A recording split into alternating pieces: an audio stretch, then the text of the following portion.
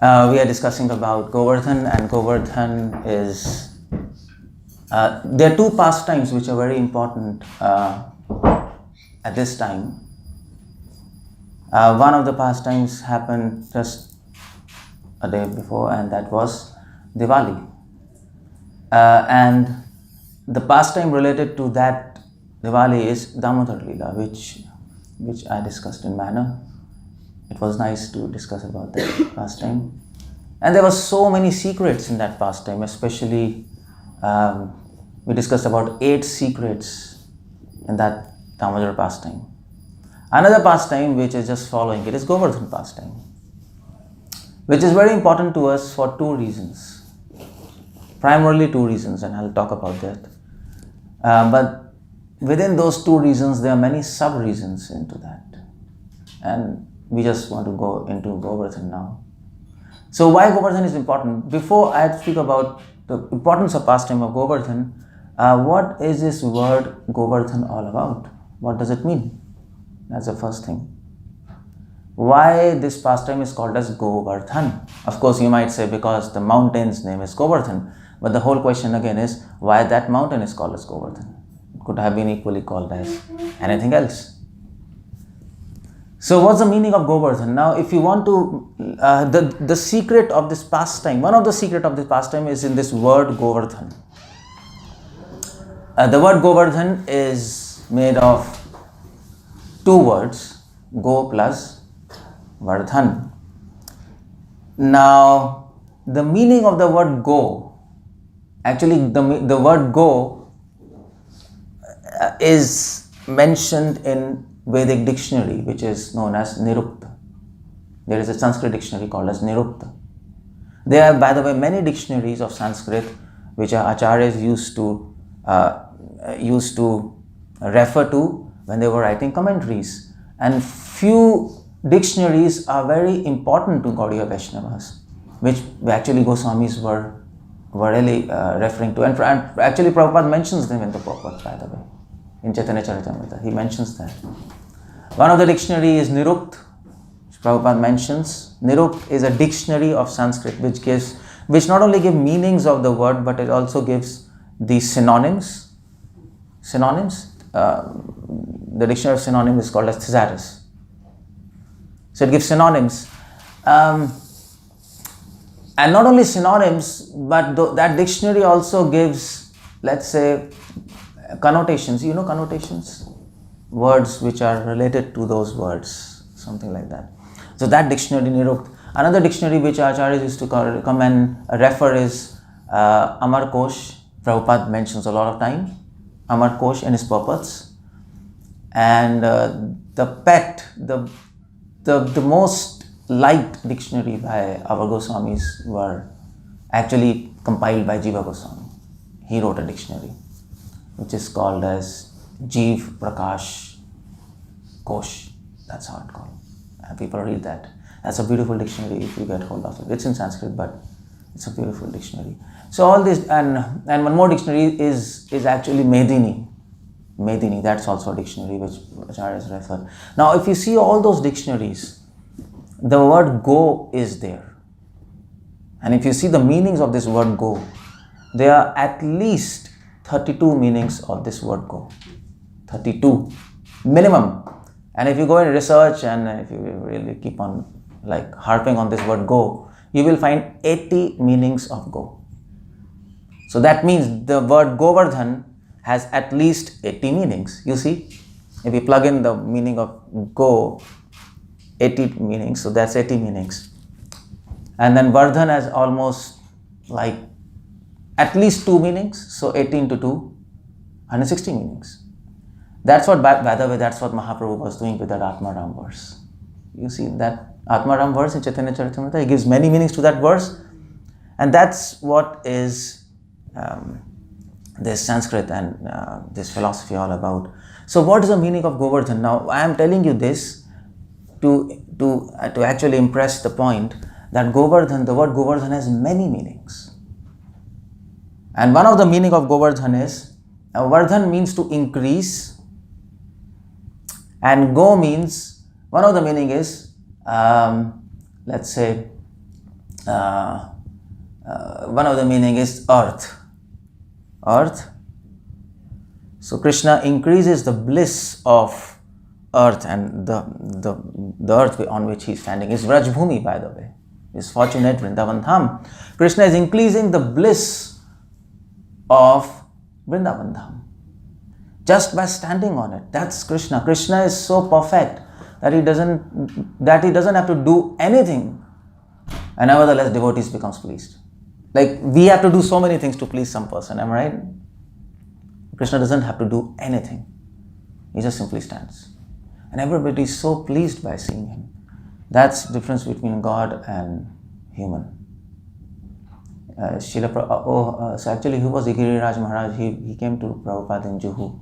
And actually, Giriraj Maharaj, he was in a really mess in the sense he was very frustrated because of all this management and Juhu case and all these things. He came to Prabhupada and he said, Prabhupada, I don't know, I'm in management and I'm not of that nature, and I'm there, but it's needful, it's required. But the whole problem is, so many devotees are not pleased by me. I cannot please everyone. The nature of management is like that, by the way. You cannot please everyone. It's impossible. Prabhupada says, no problem, don't try to be Krishna. Because only Krishna can please everyone. So Krishna is like that. Krishna can do nothing and he can achieve everything. That's Krishna. So one of the meaning of Govardhan is Krishna gives bliss to Vrajbhumi, because he was standing there for 7 days at one spot. And Vrajbhumi, Vrindavan Dham, she was experiencing the lotus feet of Lord. She always experiences the lotus feet of Lord, but this is a special pastime where Krishna is also blissful. The whole idea is Krishna is perfectly blissful here, because he is with all his devotees. And in that mood, Krishna is standing on Vrajbhumi, and how much bliss that Vrindavan Dham should be feeling. That's one of the meaning of Govardhan. Another meaning of Govardhan is Go means cows. We all know, isn't it?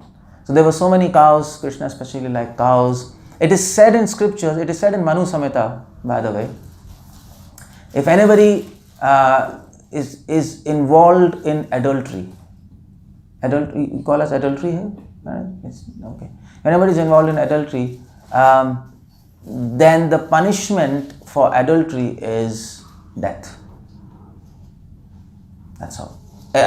So especially if you go to Jewish culture and Islam, punishment for adultery is stoning to death. Right? They stone and they kill.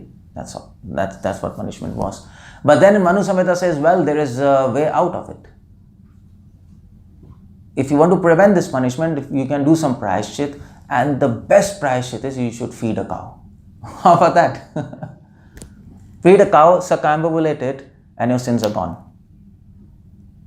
Now that's, somebody was asking me, why cow is so special last night. So he was telling, well, some people say cow is so special because we can use all the products of cow. Isn't it? Cow dung, urine, milk. But that's not only the speciality of a cow. Cow is so special because it is pure. Something is there in the cow.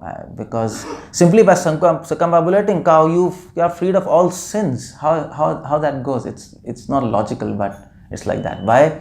Because cow is very dear to Krishna. That's all. So one of the meaning of Govardhan is Krishna gives bliss to cows. That's why one of the name is Govinda, isn't it? So he gives to cow. In fact, Mother Surabhi, she named Krishna as Govinda. Actually, Indra, he gave this title to Krishna, Govinda, because he wanted to link Krishna and cows. Because of Surabhi cow, he was saved, isn't it? Actually, Brahma recommended Indra. Oh, this is one thing. In Garg Samhita, there is a lot of description of Govardhan pastime. And Indra, after doing all this mess, he goes back to heaven. He prays to Krishna, but Krishna doesn't really speak anything. He just says, okay, fine, just get lost and be happy. And he just goes back to heaven, and then he was very distressed there because he understood he has done something wrong. and he couldn't eat, he couldn't sleep, he couldn't even talk to his wife who was 𝗙𝗪𝗃. Yeah, his wife's name is 𝗙𝗪𝗃. Yeah. So he was not able to enjoy talking with his wife. He was sitting in one of his rooms in Amravati. His place is called as Amravati. He was sitting in a room and he was gloomy, he was depressed, he was anxious. He was very fearful that anytime, he was expecting anytime Sudarshan Chakra will come and it will just burn everything. He was expecting Sudarshan Chakra because he has done offense. And we know, Durvasa Muni did offense and Sudarshan Chakra was behind him. And he knew, this can happen. So he goes to Brahma and he asks, what is the solution? And Brahma said, the only solution is cow. You take Mother Surbhi, go with Mother Surbhi, and if she goes in front of you, when Krishna sees her, she'll be happy. Krishna will be happy. When he's in happy mood, you just surrender to him and okay, fine, your offense is done. So that's cow. So Krishna gives bliss to cows. One of the meaning. Another meaning of go is actually gopis. Go means gopis. That's how it comes. Go means gopis. And gopis means secret. Gopis have a secret, which I will talk about this in a moment. But Krishna was giving bliss to gopis. Another meaning of go is mountain. Krishna was giving bliss to Goverdhan. How Krishna was giving bliss to Goverdhan? Simply by touching him. By his left finger. Little left finger. That's all. That's what he has to do. Another meaning of go is clouds. Or Indra. Indra is a lot of clouds. He's not giving really bliss to cows, to Indra, because Indra is giving punishment to him. But he is giving him mercy. He is expanding his mercy even to Indra. How? Because Indra, actually Krishna, when Indra started raining, Prabhupada explains in Nectar of Devotion, Krishna was thinking in his mind. The first thought in his mind was, I'll kill him. The first thought. It's a negative thought, isn't it? According to the West, it's a negative thought. How Krishna thinks negative first. Some pure thoughts should come in mind, but he's thinking, I'll kill him. But that thought of killing is pure when it comes in Krishna's mind, because the thought was not born out of fear, but it was born out of love for his devotees. So you have to see the source from where the thought is arriving. So he just thought kill him, but then the next thought, Krishna thought something else. Does anybody know what Krishna thought? Just a quiz to make you alive. That's all. Prabhupada speaks in Nectar of Devotion. Krishna, you see the whole point. That's what Nectar of Devotion is. That's what Bhagavatam is. Bhagavatam and these scriptures are training us how Krishna thinks. And we have to know how our master thinks if we have to serve him properly. Otherwise, we will not be able to serve him. It's impossible to do that. And that's what Bhagavatam is. So Prabhupada explains Nectar of Devotion. What Krishna is thinking in the next. Anybody knows? Come on, why are you seeing me like that? I'm getting intimidated. Come on. You're seeing me like, what's happening? So, yeah, Nectar of Devotion, Prabhupada says. Everything is in Nectar of Devotion. Prabhupada says, the Krishna next thought he thinks is, well, you know what, if I kill Indra, I'll be defamed. Not because I'm killing, because Krishna has killed so many demons and nobody defames him. But the whole point is, if he kills Indra, he'll be defamed because he thought if an elephant kills an ant, is it glorious? Who will glorify elephant? Actually, they will actually defame an elephant. This elephant killed an ant and people are praising an elephant for killing an ant. What kind of people are these and what kind of elephant is this? They're both fools. So he thought, well, it'll reduce my glory, so I'll not kill him. So let's do one thing. I will extend my mercy on him. I'll change him. I'll kill his sinful tendency. You see the point. If Krishna thinks I'll kill him, he has to kill. He can't go back. Just like arrows of Ram. When Ram was sitting beside the sea, 3 days he was pleading the sea to give the way. The ocean didn't give the way, and then Ram took his Ramban And he said to ocean, ocean, I'll kill you now. Now I'm going to dry you up with my one arrow. Then ocean, the Lord of Ocean, Varun Dev, he came and he was pleading, sorry, you know what, please, I'm sorry, this.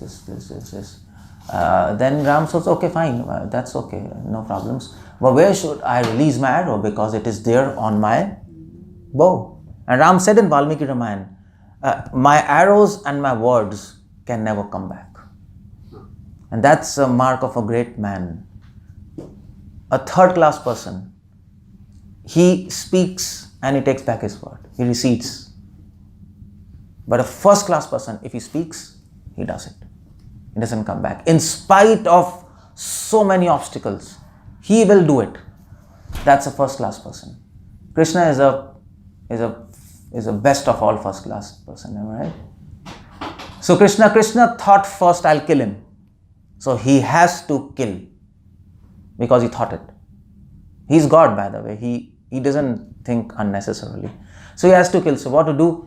And at the same time, he doesn't have to kill now. He is in a problem.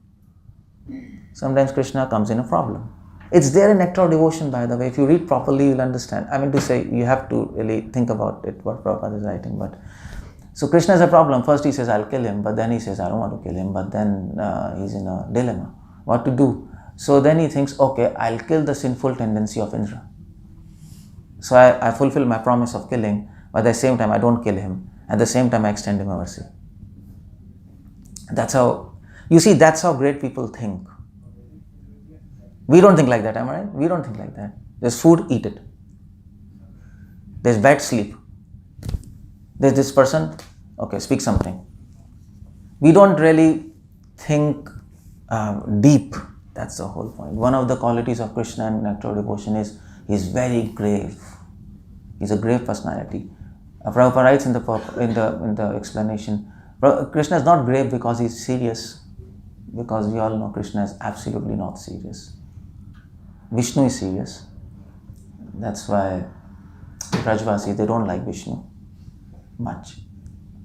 They like Krishna because he's Lalit, he's Vidagdh, he's clever, and he plays in Vrindavan especially. So, but Prabhupada says grave means he thinks deep. He analyzes a situation and then acts properly.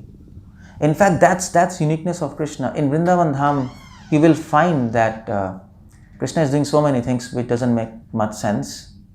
He's just playing like ordinary person. He's just doing so many things. But the whole point is, actually every action of his carries a principle of dharma. That's God. And I'll talk about it. It's not just happening. Something is happening. No, it's not just a play. There are many layers of reality which are unfolding in the pastimes of Braj. That's why Krishna says, Janma karma chame divyam. Now the meaning of divyam is what? Transcendental? But then what's the meaning of transcendental? That's a whole question. Generally people like to define transcendental as beyond the modes of material nature. Prabhupada says that. But what's the meaning of that? Beyond the modes of material nature. Now what do you mean by that? Beyond mode of ignorance, goodness and passion. Or what's beyond that? That's the whole question. So if you ask me, where is this place? Okay, Prabhuji, where do you want to go? I want to go to, let's say, Bob. A place called as Bob.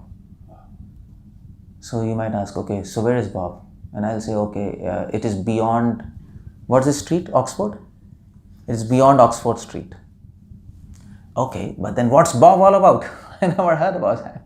That's the whole question. If you define transcendental as beyond mode of passion, ignorance and goodness, the next question is, what is beyond that? So you have not defined transcendental. That's the whole point. You have spoken some aspect of transcendental, but you have not told me what is transcendental. You got my point? What is Bob? I don't know. Till I don't know. So what is transcendental? Transcendental means when you're in modes, you can see one aspect of reality. That's it. In mode of ignorance, you can see just one thing. When in goodness, you can just see one thing. At transcendental level, you can simultaneously see all levels of reality. That's called as transcendental. You can see everything. And that's why Krishna is omniscient. He can see all levels of reality. And that's what is happening in Vrindavan pastimes. There are many levels of realities unfolding. Krishna is playing. He is following dharma. He is following scriptures. Whatever is happening in Vrindavan, everything is according to scriptures. It might not feel like that. Why? Because Krishna is very expert. People who are expert, you don't feel like, isn't it, that they are doing something? I mean, people, like athletes who are very expert athletes, if you see them playing, you might say, okay, I can also play it so easy. It's so spontaneous. But when you start playing, you can't do it what they're doing because they're very expert. So that's one meaning of Goverdhan. Goverdhan means who gives, what was I saying? Who extends his mercy to Indra, to go, means clouds and Indra. So he could adjust all the things. He could kill the sinful tendency of Indra. He reformed Indra, by the way. That's how he did. So that's one of the meaning of Goverdhan. And we can keep on going. There are 160 meanings of Goverdhan, so I don't want to go into that. But these are primary meanings which Gaudiya Vaishnavas, which we like to remember and hear about. But there is one more meaning of Goverdhan. Another meaning of Go is Vairagya, renunciation. And Vardhan means increase. Krishna increases the power of renunciation in this pastime. Not only sweetness, but renunciation. You see, when Krishna is touching Govardhan, and is lifting Govardhan, his finger is touching Govardhan, Govardhan is feeling so much bliss. And on the strength of that bliss, he could actually, he could experience all those sufferings without suffering. Now Krishna was lifting, so much rain was falling on the Govardhan. I mean, not just rain, blocks of rain. And it was pretty distressing, but he couldn't feel anything. He was completely decontacted with his environment. Why? Because he was feeling bliss. So the bliss of Krishna's touch was producing renunciation. That's what our philosophy is. Janyati ashu vairagyam jnanam chatat ahetukam. So this pastime is not only expanding bliss, but this pastime is also expanding renunciation, vairagya. And in fact, so what about Vrajvasis? Vrajvasis, they were seeing Krishna for 7 days, 7 nights, and simply because they were seeing Krishna, they forgot to cook, they forgot to eat. There was arrangement of kitchen there, facilities of cooking, and beneath Govardhan, Krishna did that. But then nobody was cooking because they were simply entranced. So they forgot hunger and sleep. So the bliss was increasing, vairagya was increasing. Everybody was completely detached from matter. And when renunciation increases, knowledge increases. When you're renounced, you start getting knowledge, because the enemy of knowledge is attachment. If you're attached, you'll not be able to understand anything. Just like Dhritarashtra. Because he was attached to Duryodhan, he couldn't even understand when he was being bombarded by Vidur day and night. But still he couldn't understand because he was blinded by attachment. That's all. That's all. Just like these you see these lovers, they love themselves so much and they're so attached. So, but after marriage, what happens? They're not so attached, am I right? After marriage, attachment goes down. They start living each other. And when attachment goes down, they start seeing faults of each other. Hey, come on, there's a problem. Before marriage, they couldn't see faults. They simply couldn't see any fault in their beloved heroine or queen or whatever they want to say. They couldn't see. It's impossible. That's called love affair. Love affair blinds you. Why? Because you're attached. And that's why the mother cannot see any fault in a child. For the mother, the most beautiful child is her child. You see, my brother, he got a child now, and he was just talking to me, and he was telling, my child is the most beautiful. I told, yeah, everybody says like that. He can't see faults. It's impossible for him to see faults because he's attached. So the enemy of knowledge is attachment. And the birth, the source of knowledge, the womb of knowledge is renunciation.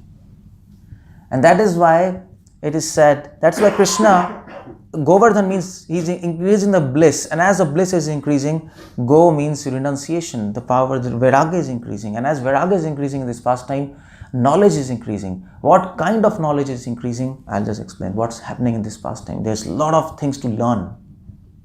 There's so many principles to learn in this pastime. In fact, this one pastime can help us understand everything about devotion. We don't need any other pastime. And that is where so many of acharyas, they are actually making a point to sing about Govardhan. There is no Vaishnava, Gaudiya Vaishnava, which has not composed a song on Govardhan. The whole life of Mirabai, you know Mirabai, a saint? I mean, she was just talking about Govardhan, that's all. Rupa Goswami says out of all the devotees, Govardhan is the best, isn't it? In Vrindavan. Radharani says herself, by the way. So if he's a best servant, then he should be giving the best teachings. He should be the best person whom we can learn. So there's so much knowledge there. What kind of knowledge is that? I'll just talk about this. But this pastime is full of bliss, full of vairagya, full of knowledge. And that is why Gaudiya Vaishnavas like this pastime a lot, because that is the mission of Chaitanya Mahaprabhu. So anybody knows that verse of Chaitanya Mahaprabhu? Prabhupada quotes a lot. His mission? What's that?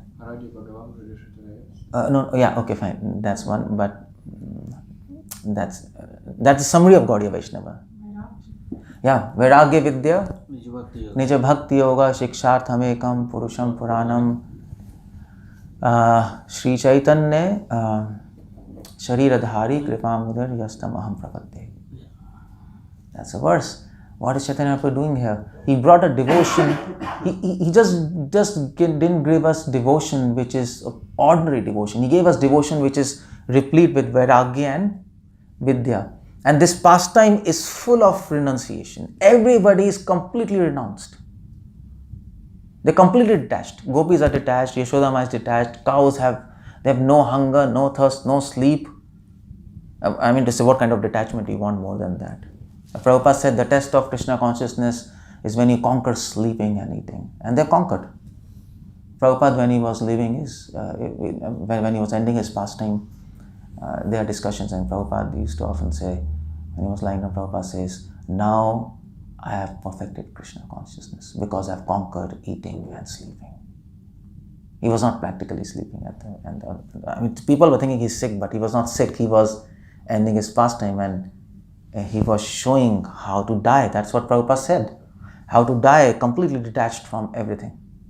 So that's why this pastime is full of vairagya, full of bliss, full of knowledge.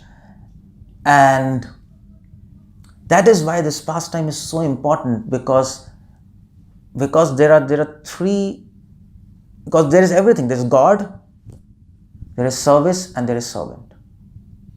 All the three aspects. In all its full glory, that's the whole point. In all pastimes, there is God, servant, and service. That's okay. But in this pastime, it's all in full glories. The God in this pastime is expressing all his qualities. And devotees in this pastime are expressing all their rasas. And service in this pastime is expressing all its aspects and all its varieties and all its intricacies of service is there in this pastime. So, what's happening here? What is God doing there? What is Krishna doing there? He's in all his glory. Krishna is here with all his power, all his sweetness, and all his mercy. That's what Krishna is, by the way. He's expressing his all power. That's what one of the function of this pastime was. Krishna wanted to show that I am God. And Prabhupada in fact quotes this pastime when he wants to prove Krishna is God. Am I right? When Prabhupada always says, okay, if you are God, try to lift a mountain. Prabhupada quotes this very pastime to prove that Krishna is God. And that's what one of the function of this pastime was. Krishna wanted to prove without doubt, I am God. Let this be one pastime and the end of all, and all demigods shall understand I am God, and you should never bother me again. That's what this pastime was all about. One teaching and it's all gone.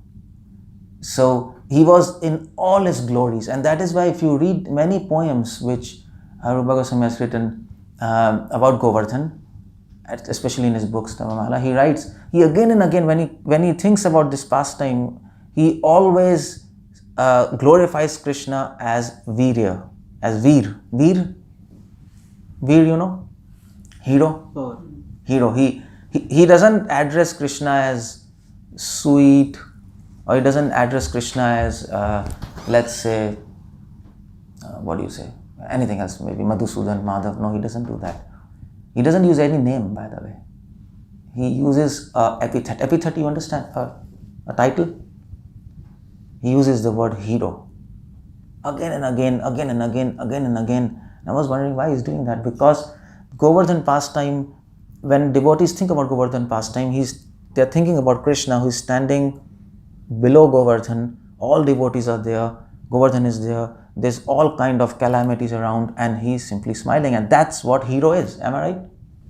What kind of hero you want? If you see a movie, if you make a Hollywood movie, I think that'll be good.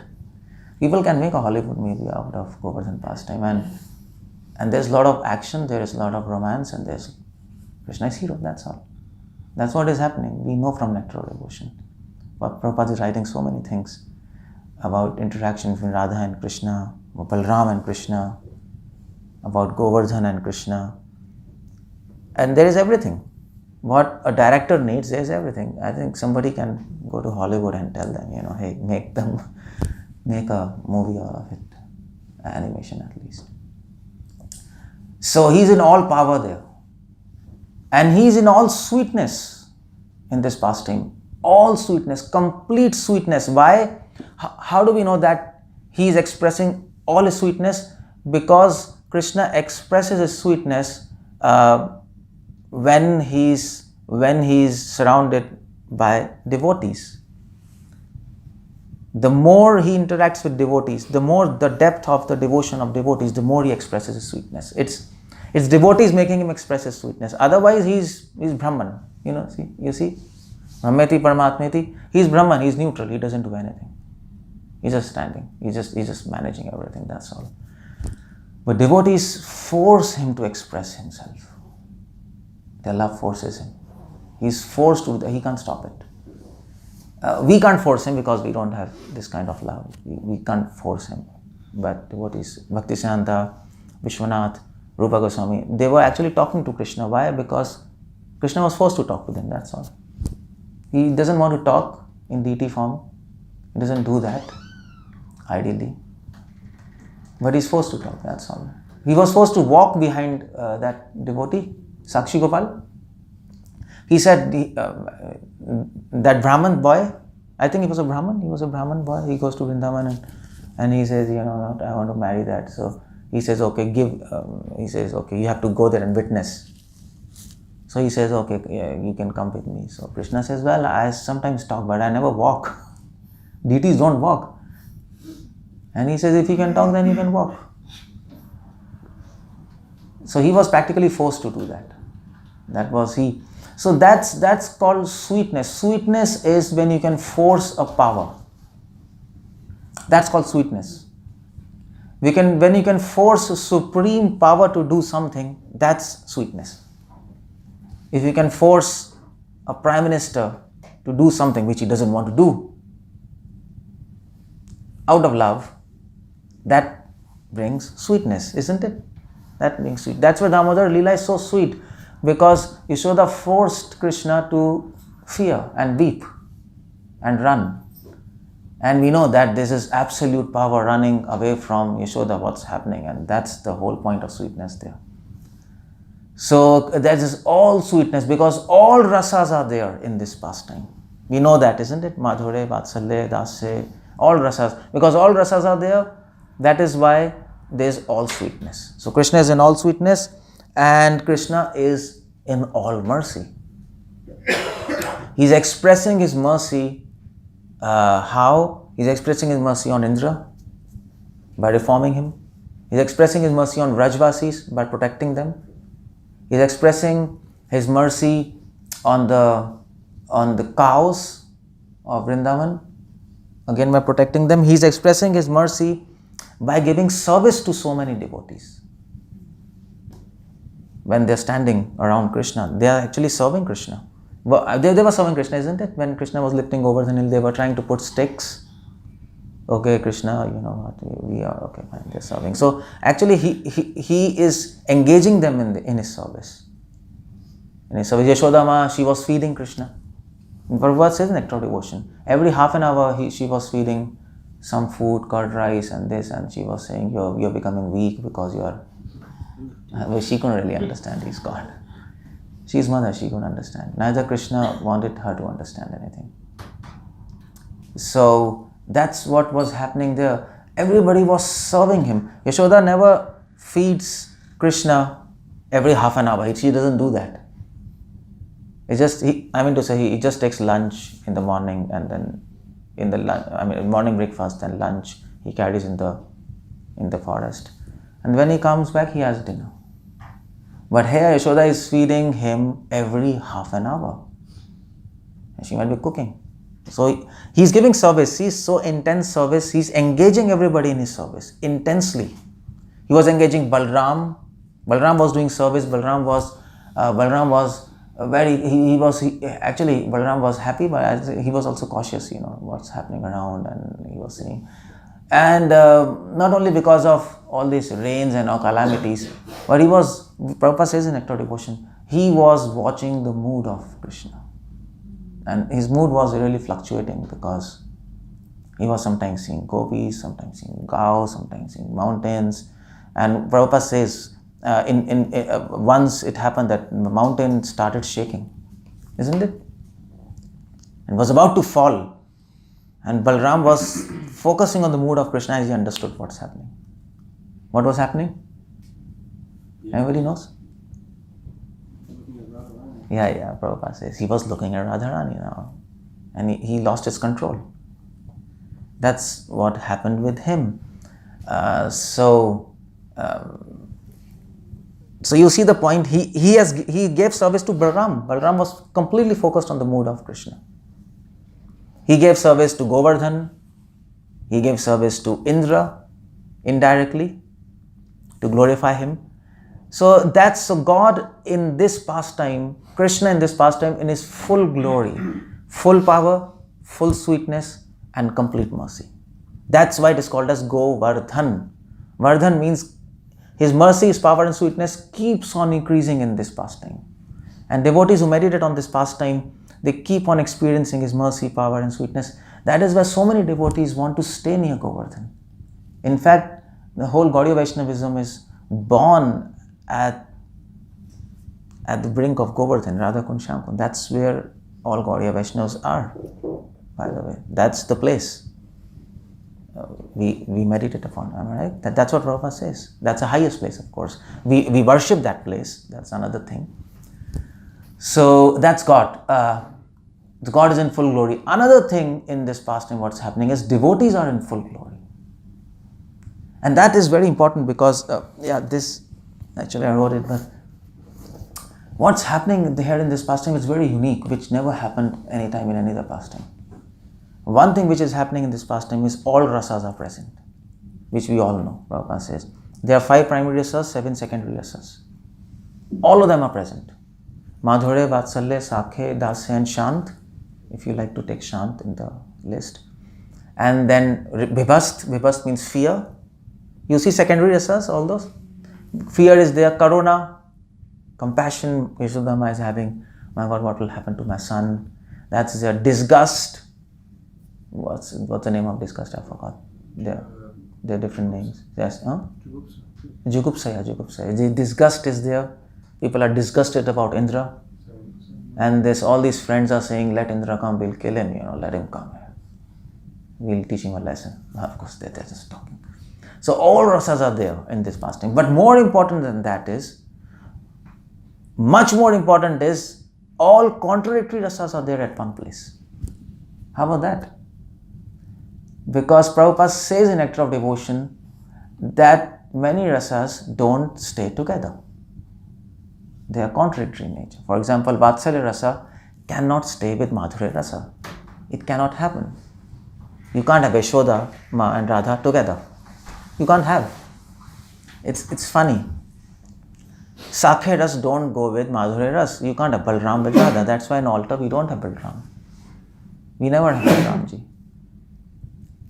If you go to Bengal and if you go to many places where Chaitanya Mahaprabhu's associates lived, and if you visit all those temples, for example, if you go to 𝗪𝗲𝗪𝗀 Thakur, there is a devotee 𝗪𝗲𝗪𝗀 Thakur. If you go to his place near Katwa, if you visit his temple, Prabhupada writes in the purport, by the way, and he quotes Bhaktivedanta. And near that place, there is another place, Krishna Nagar, where Raghunath Das Goswami used to say. Dharananda was there. If you go to the temple, Prabhupada mentions in the purport, if you see the temple, there is Radha, Krishna and Balramji. And Bhaktisiddhanta mentions in the commentary, and Prabhupada quotes him in the commentary to 𝗙𝗵. And Prabhupada says, well, this altar might have changed afterwards. Somebody has actually changed this altar from that time. How can we tell? Because Balramji cannot be there with Krishna. So associates of Mahaprabhu, they cannot install Balramji with Krishna. It's impossible. So that's why we can tell that somebody else who didn't understand any Siddhanta, they have come and they have taken over this temple. So this temple is in a problem. That's how they understood. And you can have Krishna Balaram on a separate altar, but not on the same altar. I mean to say, this is the one altar, there is another. You see, that's why we make two divisions. It's the same. I mean to say, it's the same garbhagriha, the same room, but two altars. That you can do, just like in Vrindavan, Krishna Balaram, Radha Shyam, one time. That is why if you go to any Gaudiya Vaishnava temple, you have Radha Krishna and sometimes Chaitanya Mahaprabhu besides. You have seen that? Radha Krishna and Chaitanya Mahaprabhu is like that. But there is no Nityananda Prabhu. You can't have Gaur Nitaya with Radha Krishna. It's impossible because Nityananda Prabhu is Balramji. You can't have that. That's Rasa Bhas. But in this pastime, Balramji is there. How about that? So there are all contradictory rasas in this pastime. Everything is happening in front of everybody. But that's not supposed to happen like that. But much more so, important thing what's happening in this pastime is that all rasas are present. Much more important thing what is happening in this pastime, that all contradictory rasas are there. But much more important what is happening in this pastime is all contradictory rasas are there and they are not conflicting each other. They are supporting each other. That was never heard. That doesn't happen. Because Nectar of Devotion says, if there is conflict between rasas, if there is rasabhas, you know this, says rasabhas, then that pastime is not relishable. It doesn't happen. Devotees do not think about that. But here, all rasas don't conflict. In fact, they support each other. And devotees like to meditate on that. How they do, we have no idea. Because they are doing what they are doing in their hearts. We are not at that platform. But what is happening there, that at least we can understand and we can appreciate and we can worship it. That's what is about devotees. So devotees, here in this pastime, devotees are in expressing all kind of rasas. God is expressing all kind of glories. And what about service? That's the main thing. Service in this pastime is expressing all aspects of service. Whatever you want to learn about service, that's there in this pastime. And how do we learn? We learn from the best servant, and that is Goverdhan. That's where Goverdhan comes in picture. Goverdhan, Radharani appreciates Goverdhan as Haridasa Varreho. He's the best of the servants of God. That's how he said, the best of the servants of God. Because Goverdhan is such a servant because his service is exceptional. Why? Because you see one thing, what Goverdhan is showing in this pastime by his service, he is showing that any service, the perfection of service can be achieved by sacrifice.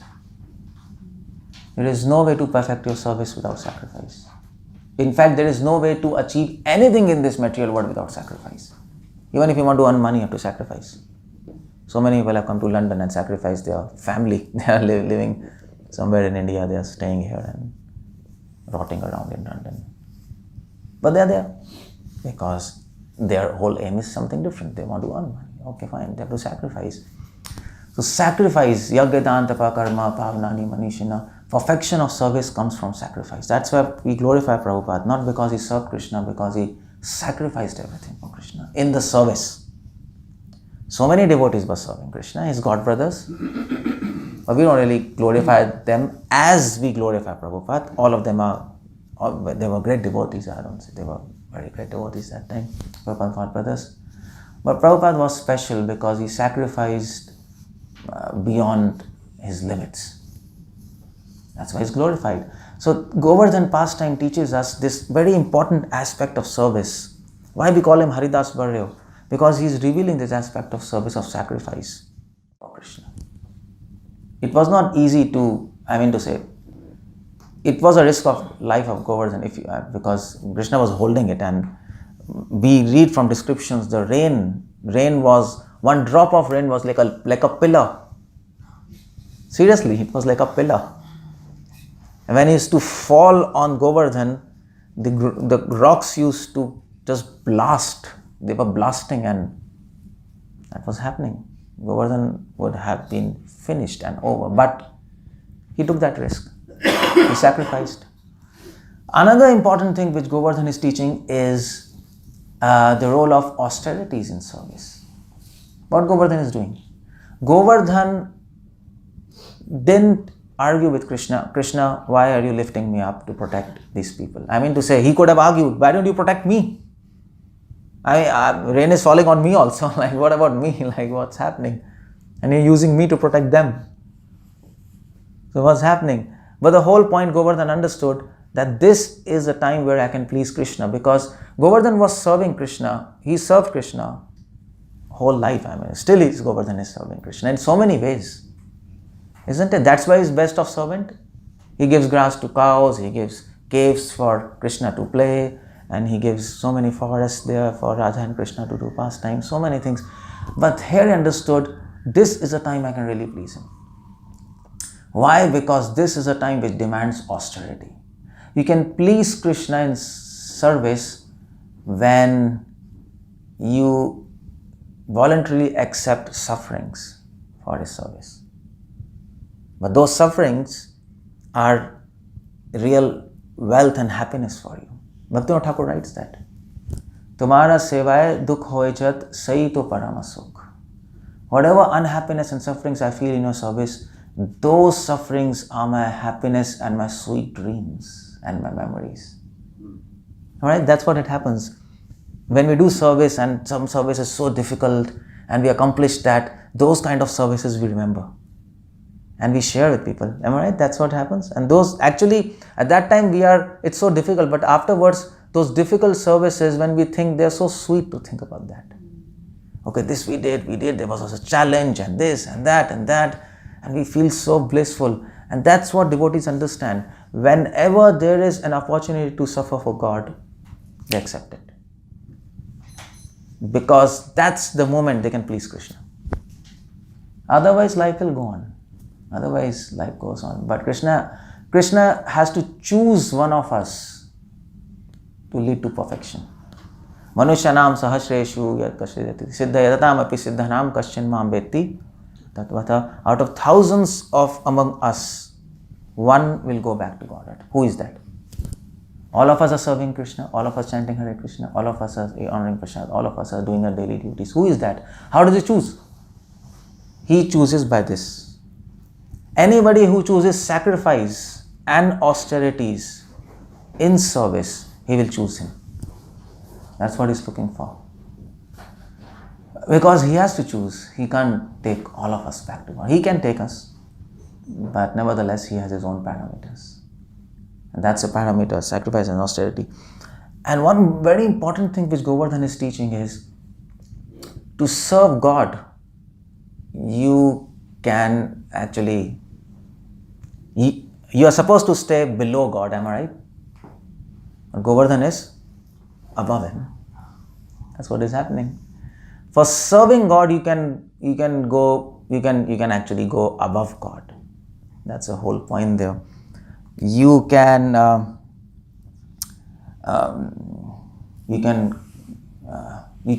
actually, for serving God, you can become greater than God. That's the whole point there.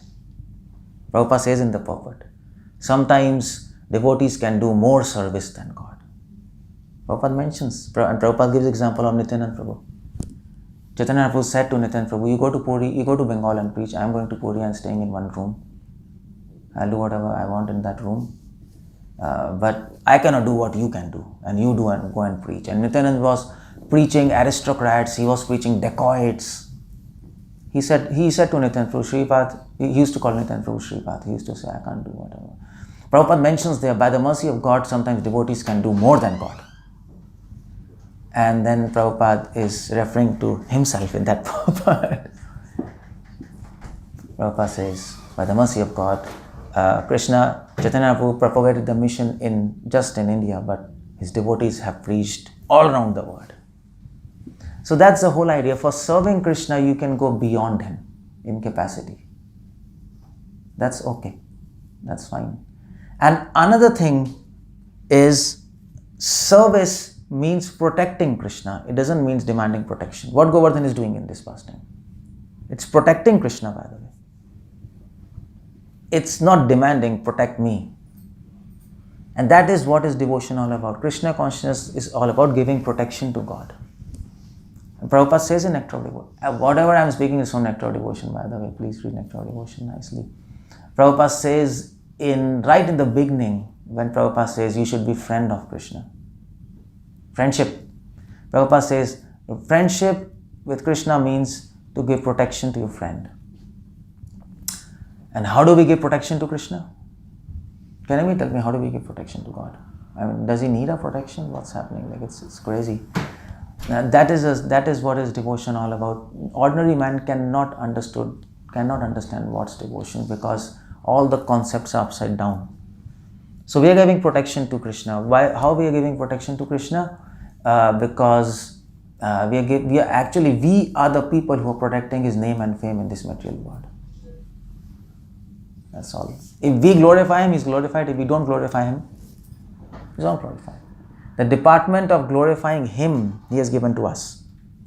Okay, you make me famous. And if you don't make me famous, I don't become famous. That's all.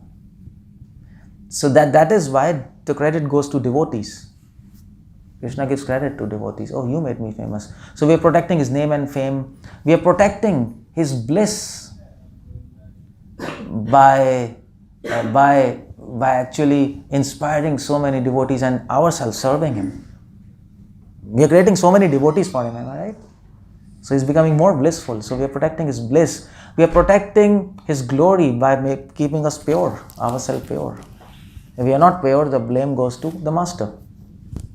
So that's how we protect. That is why it is said, leaving sense gratification and making yourself pure is protecting Krishna. So that's how our understanding of purity is. We don't become pure to become pure. We become pure to protect the name and fame of Krishna in this material world. That's what the main understanding, what devotional we have. And the next thing, what Govardhan pastime is teaching is, not only Govardhan is teaching us so many aspects of service, but the embodiment of service, Radha, is there. She is there. And what she is doing, she is teaching us, and Govardhan is teaching us, they both, that the best service to Krishna is to help others to serve. That's the best service you can do. I mean to say, we can do our service. That's okay. But what Radha is doing, you see in this whole pastime, Radha doesn't do anything. She is practically oblivious. She is there. She doesn't do anything. Although she is embodiment of service, actually it is, indirectly she is doing everything. That's another thing. But directly she is not participating in anything. Why? Because she is giving opportunity for service to other devotees. She is just standing. That's her nature is. That's her nature. She doesn't want to go forward. She wants to put all devotees forward. But ultimately, what acharyas recommend is, they commend is that everything is happening due to mercy of Radharani. You know how? Not mercy actually, not mercy. Mercy is not a good word in this pastime. Love of Radharani. How? Because I told you, in all this scenario, what's happening is, what is keeping Govardhan, Krishna, devotees, service together? That's bliss. Because of the strength of bliss, Govardhan can tolerate all sufferings. Because of the strength of bliss, devotees can see him and forego hunger and sleep. Because of strength of bliss, Krishna is involved and he can taste all these rasas of devotees. And what is that bliss? That bliss is Radha, Haladini Shakti. That is why some acharyas says that Krishna didn't lift Govardhan, it was Radha who was lifting Govardhan. By the way, that's how it goes. Because of her strength, he was lifting Govardhan. Because of her strength. The strength in form of bliss. Real strength is love. Am I right? Real power is love. Power is not power. Real power is love. And that's what is happening in this pastime. The whole pastime is glued because of love. And that's what devotees like to think and meditate upon. So that is the pastime of Govardhan, which is teaching us so many things, which is full of vairagya, full of knowledge, full of bliss, full of all glories. God is in His full glory. Devotees are in the full rasas, and service is in full aspect. And that is why this day is so important. We can meditate on these things. We can try to follow that. We can be inspired by this pastime, and we can perfect our lives. Hare Krishna. 𝗙 Prabhupada ki Jai. Govardhan ki Jai. Thank you very much. I just wanted to say something. Just a minute. I just wanted to speak something, and then you can all begin your. We can all begin the fasting. These are some pen drives I have. If anybody wants, you were asking. But these are what do we say? 400 hours of lectures. I've spoken on so many pastimes, philosophy, basically philosophy and understanding of Bhagavatam, Bhagavad Gita. So there are 400 hours of lecture. You can put in your car, you can hear, you can put in your laptop. These are flash drives, by the way. If you put in your car, it will play. That's all. If you put in your laptop, it will play. And there are 8 hours of videos because I'm a scientist, I'm a doctor and a geneticist. My service in the West is to preach to scientists. So I've given many seminars in many universities across America, Canada, Europe, and talked about science and spirituality. So there are many videos on science and you can have a look. So if you want these flash drives, I'll be happy. I'll be here. You can just ask me. You can ask me now because probably I'll be leaving. After some time we have to go for another program. So I'll be happy to share this. So these are 16 GB flash drive. There's email. My email is there. If you have any questions or share something, we can be in touch. And thank you very much. Hare Krishna. 𝗙 Prabhupada ki Jai.